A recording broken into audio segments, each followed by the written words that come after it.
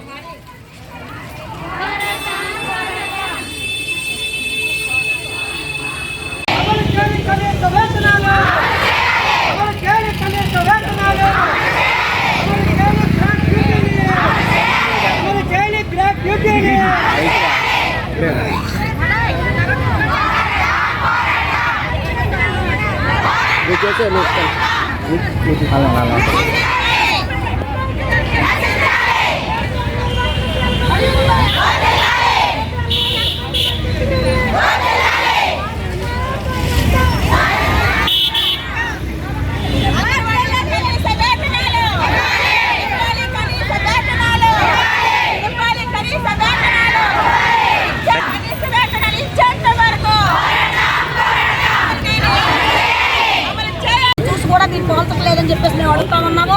అమలు చేయాలి, అమలు చేసే దిశగా మీరు వెళ్ళాలని చెప్పేసి మేము కోరుకుంటున్నాము. అలాగే 11 రోజులు సమ్మె చేస్తూ ఉన్నాం. కడుపు మాడిపోయి రోడ్లు ఎక్కి పరిస్థితి కూడా మీరు చూస్తూ ఉన్నారు. నిన్న మీరు పుట్టినరోజు చేసుకున్నారు. మీ పుట్టినరోజు వేడికి అంత కాదు ఇచ్చే జీతాలని చెప్పేసి మేము ఈ సందర్భంగా డిమాండ్ చేస్తూ ఉన్నాం.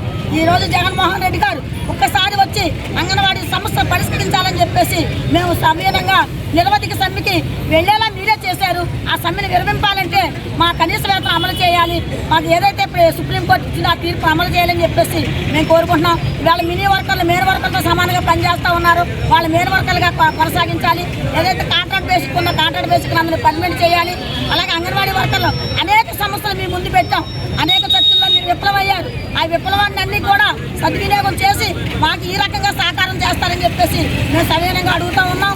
ఈ రకంగా మీరు స్పందించకపోతే ఎంతకైనా తెగిస్తామని చెప్పేసి ఈ సందర్భంగా మేము తెలియజేస్తా ఉన్నాం. మా హక్కులు నెరవేరే వరకు కూడా సమ్మె కొనసాగుతుందని కూడా తెలియజేస్తా ఉన్నాం. ఆ రకంగా జగన్మోహన్ రెడ్డి గారు ఇప్పటికైనా మించిపోయింది ఏమీ లేదు.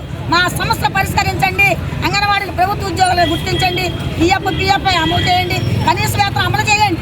మేమేం అడగట్లేదు. సుప్రీంకోర్టు ఇచ్చిన తీర్పు ఒక కుటుంబం బ్రతకాలంటే, భార్యాభర్త 2 పిల్లలు బ్రతకాలంటే కనీస వేతనం 26,000 ఇవ్వాలని చెప్పేసి వేళ సుప్రీంకోర్టు చెప్తా ఉంది.